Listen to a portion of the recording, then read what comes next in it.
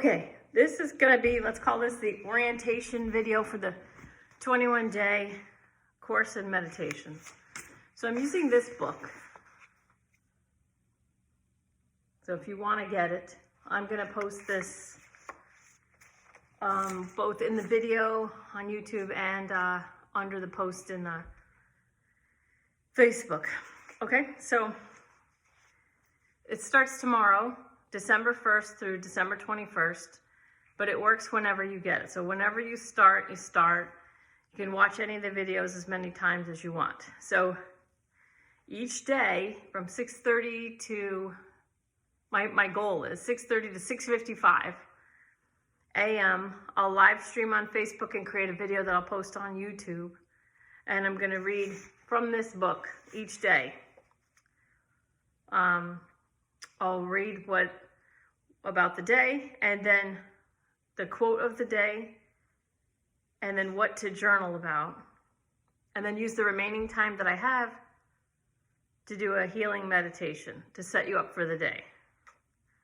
So I'll be giving ideas of what you can journal about, but just journal about whatever you want, okay? And don't make it into a thing that don't make it into a stick that you hit yourself with if you don't get to journal, or if you don't do this or you don't do that. So whatever you can do, and then you can always redo it. You can always start over, and you'll get better every time, all right? So I'll also post the quote of the day along with a book written by Osho that would go along with, to support that day under both the live stream on Facebook and also in the video.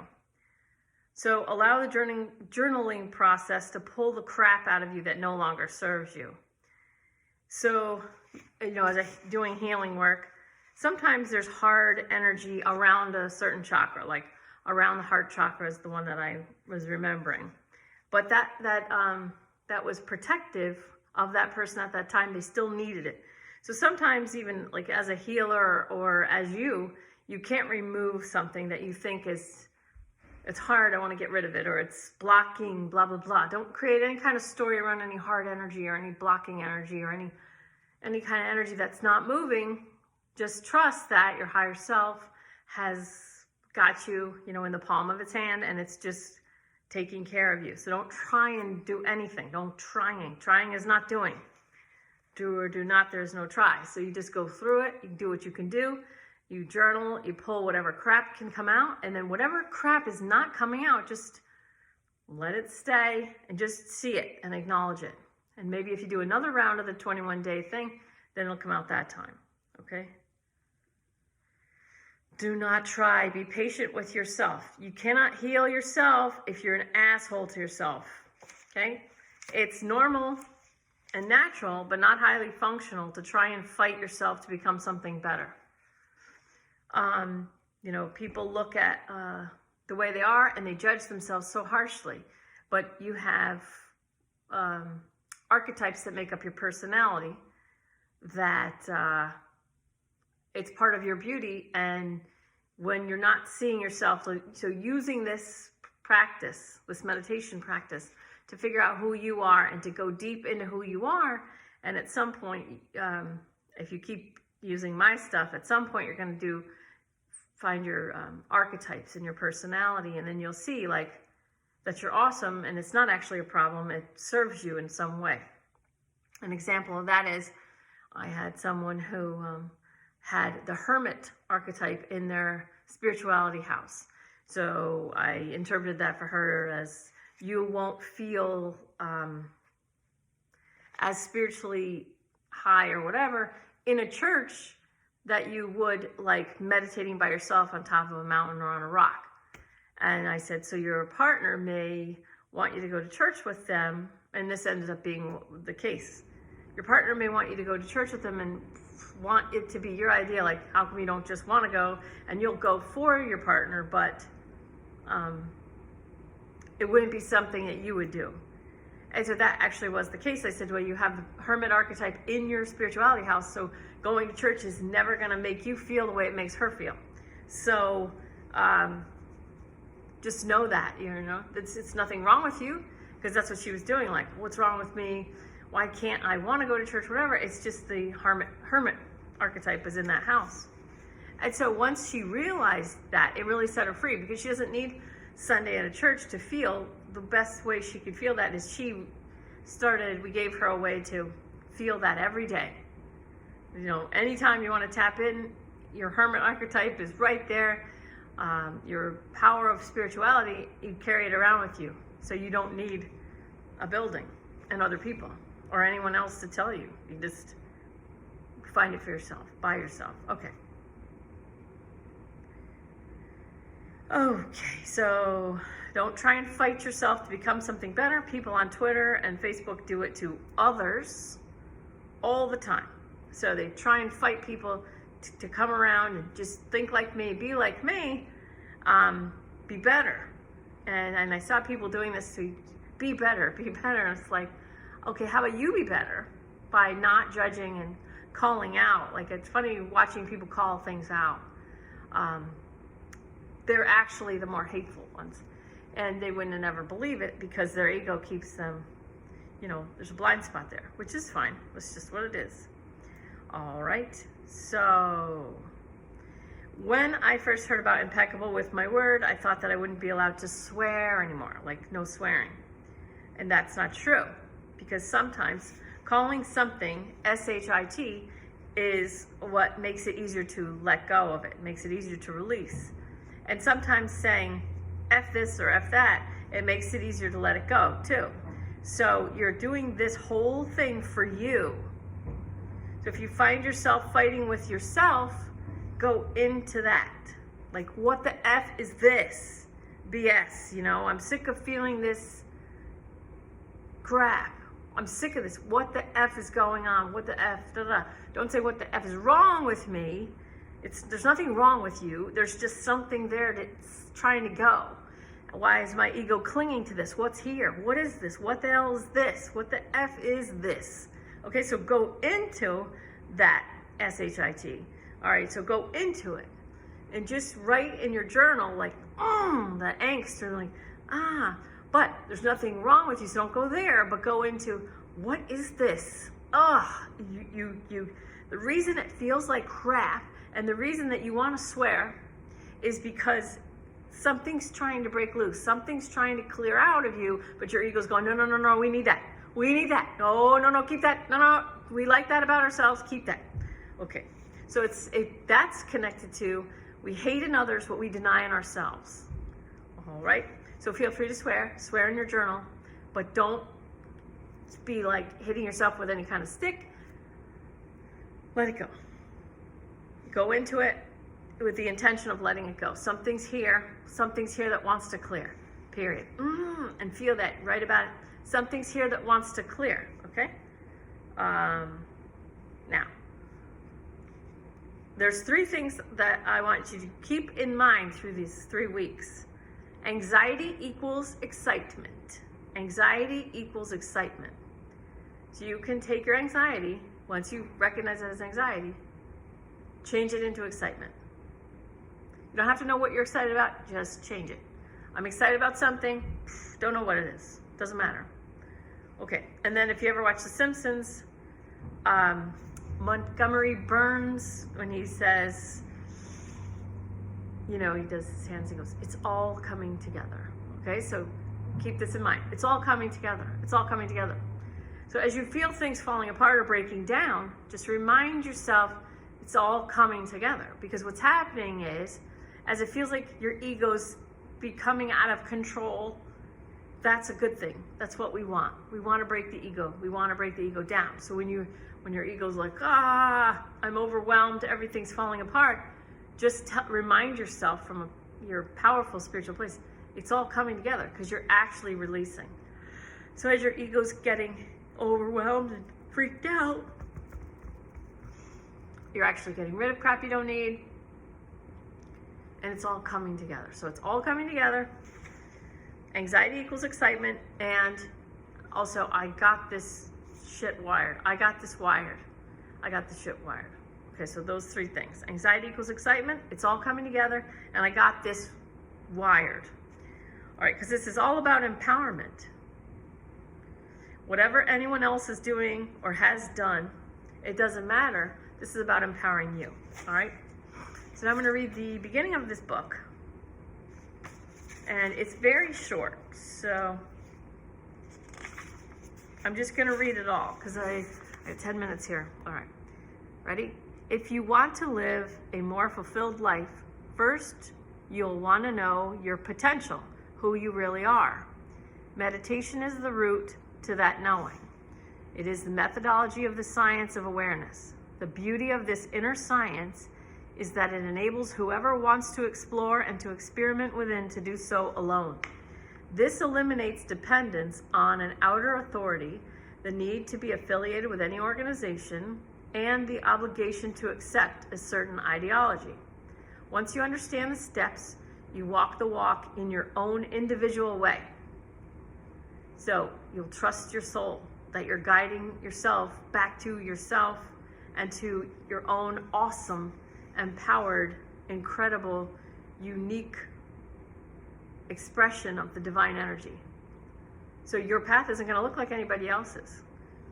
All right. Many meditative techniques require one to sit still and be silent, which for most of us with accumulated stress in the body and mind can be difficult, especially this time of year. That's why I'm doing it now. But what is meditation exactly, and how can you get started? This 21-day experiential course is designed to give you a taste of meditation as it is taught by the contemporary mystic Osho. You might already know him from his books, translated and published in more than 60 languages. Osho is a mystic and a scientist, a rebellious spirit whose unique contribution to the understanding of who we are defies categorization. Categorization. His only interest is to alert humanity to the urgent need to discover a new way of living. Osho's understanding is that only by changing ourselves, one individual at a time, can the outcome of all of ourselves, our societies, our cultures, our beliefs, our world also change. The doorway to that change is meditation.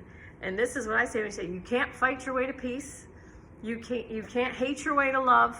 I thought about it a million ways since I was a child. I'm going to be 50 next year. I've gone out of my way to just focus on how to fix the world. And the only thing that you can do is to change you. That's it. I know people want to fight other people into their way of thinking.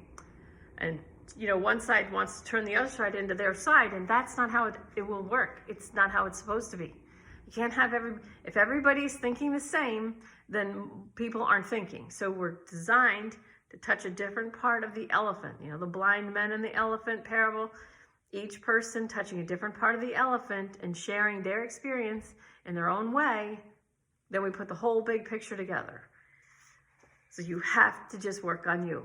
So whatever's happened, whatever anyone is doing or has done, has happened or is being done. And only by blessing, respecting the free will choices of them, forgiving them, and loving them, without loving their behavior. There's many, many people that I love from far, far away that I never want to see again, because seeing them or listening to them or being near them lowers my vibration. So it doesn't serve either one of us if I'm putting myself in a position to be with those people. That's fine. I still love them, and I bless them, I forgive them, I respect their free will choices to treat me the way they've treated me, to scream or whatever. I respect that, but I love them from here. Okay? I can't hate my way to a loving world. I can't fight my way to a peaceful world. All right. So meditation, changing you is the only way. So congratulations and thank you for listening and hopefully being part of this. For beginning meditators, this is a step-by-step guide to learn meditation, being mindful and still. For experienced meditators, it is the key to taking your practice to a new level. As part of this 21-day program, each day you will be introduced to a different aspect of meditative living, reading, or listening to, through the audiobook, excerpts from Osho's talks as an experience of meditation. Then you'll be introduced to simple practical meditation and awareness exercises related to the subject of the day as tools to experiment with. In the suggested reading section at the back of the book, each day and topic, we suggest a book by Osho that goes more deeply into the subject matter addressed in the day's program. Just as science investigates the outer world, Osho uses a scientific approach to the inner world of meditation and self-discovery. He's experimented with all the meditation techniques developed in the past and has examined their effects on the modern human being. He has seen how difficult it is for the hyperactive 21st century mind to just sit silently, for example, and watch the breath, or how easy it is for an ancient sacred mantra to be used just as a replacement for a modern-day sleeping pill. And this is, I see people using positive affirmations, but they're using them out of fear. I'm good enough and I'm smart enough, I'm good enough and smart enough, or whatever. And they're using it out of fear. So even though they're saying something that sounds very positive, and from the outside, if you're not intuitive and you're not empathic, oh, that's nice, she's saying that, or, no, it's all done out of fear. And that is not that's not the way. So if you're holding a vibration of fear, if you're doing it out of fear, you're trying to put a Band-Aid on a cut that really needs stitches. Okay, so, okay. And if you're new to me, I burp and yawn to clear. So, all right.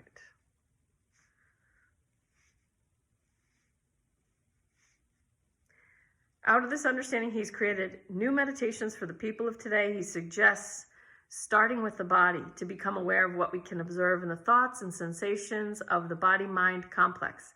Many of the Osho meditations begin with physical activity to first release the tensions and stress of body and mind. Then it is easier to relax into an experience of still and silent watchfulness awareness. Osho also transformed the art of listening into a doorway to meditation, speaking each day to the people gathered around him, people of all ages, nationalities, and cultural backgrounds. His talks respond to their questions and concerns and lay out his proposal for saner and more inner-directed way of living. So where your mind goes, energy follows, then blood, then matter. So all of our attention directed outward, our energy is leaving us, leaving us, leaving us, leaving us. It's only when we calm and come to center and we put our energy, our focus back on ourselves, we bring our energy back to ourselves. We feed ourselves. So I say, if you see or you imagine all these energy cords like hoses going out from you in all directions, like pouring out. And with love, all is done in love with love. We either cut those hoses or pull them, and then we plug them back into our crown chakra at the center of the top of our head. We bring our own energy back to ourselves. We heal ourselves. We empower ourselves. It's not selfish because other people have free will choice. You can't, the only way to make people empowered is to show them what empowerment looks like. Show them what love looks like. And then they say, I want that. I want that. And then they choose it for themselves and they have to bring it to themselves. So we have this fake empowerment thing that's going on now where they think that they can like shove down the competition of people, or like little girls, whatever, and then say, yeah, you won. Well, is it really winning if they're not? So I was an airline pilot for United Airlines, and the simulators and stuff take off points for boys and girls. It doesn't matter the gender, and so you really got to actually compete fair and square. And when you really win like that, you really become empowered. Like, it wasn't easy, but I climbed the mountain of that, that world. And so success is real, empowerment's real when you really fight for it. But if you have somebody knocking down your barriers, then it's never going to feel like it does when you did it yourself, when you really, conquered your own stuff. So it's really about you and your own process. Yeah. There's a thing called bulldozer parenting, and I see people doing it. It's like, it's easy to get caught up in that. It's easy to think that you're helping your kid by knocking down, a barrier for them, what you see as a barrier, whatever. But I watched a baby that just turned 1. I watched him almost lose his mom and dad being together because of the parent of the father of the baby. Seeing the mother of the baby as a threat instead of letting that brand new little tiny family figure it out on their own and like handle their own stuff. wanted to pull him out and like make him start all over and turn his back on his baby. And luckily he didn't do that. You know, he's just an amazing person, thank God. And so now the baby does have both of his parents. But when people try to knock down barriers for others, it can go really badly. They have to do it for themselves, or, you know, how can I help? You know, and then help or don't help. But it has to really come from the person who you think needs help in their own way. Okay. All right. Starting with the body. Become aware of what we can observe in the thoughts and sensations of the body-mind complex. Many of the Osho meditations begin with physical activity. All right. So more lay out his proposal for a saner and more inner-directed way of living. Those talks have been published in his many books. Osho emphasized again and again that the talks are not lectures to convey information, because that's just the ego gathering info, and it eats it up and it wants more and more and more, and then it won't want to sit down and meditate. It wants more information. So, like in my healer school, so I went to professional healer training for 21-day intensive course in the desert, and we got up at 4:30 every morning, went to bed at 10 o'clock every night, and it was an intense process. In the beginning, my teacher would say, sit. He'd make us meditate all the time. I was like, I could do this, you know, for free at home, because my course, it was $10,000 for this training. And I was like, I could do this for free at home. And my angels are like, but you won't. And you don't. You know, you could, but you don't. And the thing is, my ego was getting frustrated because my ego just give me more information. I paid $10,000 for this course, and give me more information. Give me more. I want information. Don't make me sit on a rock and meditate. But we were not grounded. We were not centered. So he wasn't going to bestow any kind of a teaching onto us without us being grounded and centered. So it was meditate, sit, meditate, sit, meditate. So, okay. It's all meditation, I swear. And it's like meditation, when you build that strength up, you can talk to your body, and your body can tell you when it needs rest, when it needs water, when it needs food or not having food. It can tell you when it's stressed. And then you can nurture yourself while you're living in your life. You could be in a traffic jam and nurture yourself while you're in the traffic jam. If you heal your third eye through meditation. Also, through meditation and healing and strengthening this psychic sense, your third eye, and your gut. Remember, your gut hole is also part of your intuition. And when you have an intuition, you can listen to someone who's trying to make you believe something, and even if they believe it 100%, and you're like, something about it will be like, I know that's not true. I know that's not true. And then it'll set you free. So you can, the fifth agreement, be skeptical, but learn to listen. I still listen, but it helps me to know when someone's full of crap, and I'm not going to get all worried about whatever they're freaking out about the sky falling, and I can go, okay, well, I can feel that they believe that 100%, and I know why, because I'm reading into it psychically, but it's a lie, and it's wrong, and it's not true. Okay, so we want to heal the third eye. We want to heal and strengthen your connection with your own intuitive guidance, but it is your third eye and your gut. So I am going to encourage you to cut back on drinking, cut back on bad food and sugar, and I am going to encourage you on getting rest. So for me, for the next 21 days, my plan is to be in bed by 8:30 and lights out, eyes closed, no talking, 10 o'clock, get up at 6 and start at 6:30. No drinking. Okay, I'm almost done. All right. So Osho said, my speaking is not oratory. It is not a doctrine that I am preaching to you. It is simply an arbitrary device to give you a taste of what silence is. In other words, the Osho talks are in themselves a meditation. Here, words become music. The listener discovers who is listening, and the awareness moves from what is being heard to the individual doing the hearing, or the being doing the hearing. The being. Okay. So I'm just gonna walk you through this. And so tomorrow we're gonna start with day one. Day one is tomorrow. What is meditation? And this is about you. This is about you and your process and however you do it. So you have the intention to set out on this course with me, to be there every day at 6:30 in the morning from December 1st to December 21st. Anything can happen. So you're just going to go with the flow. You're going to set the intentions and you're going to do your best. But if you fall or when you fall, or, you know, this is a time of year, this is a holiday season. So you're going to care for yourself and nurture yourself through this whole process. If you don't get to journal, you don't get to journal. It's not the end of the world.